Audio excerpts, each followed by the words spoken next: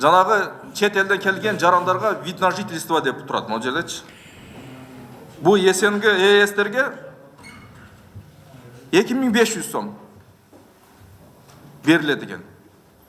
Бул жака вид на жительство иштейм деп келген алган мен 2500 сомду жөнү төлөп койду алчы.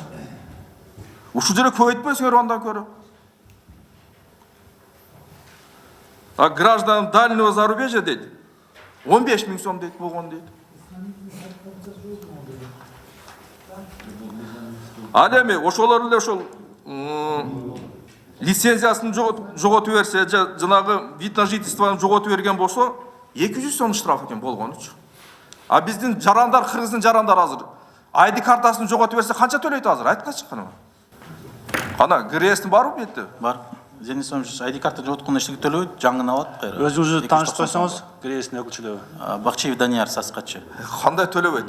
Барсын азыр штраф төлөтөт, эмнеге жоготтуң депчи.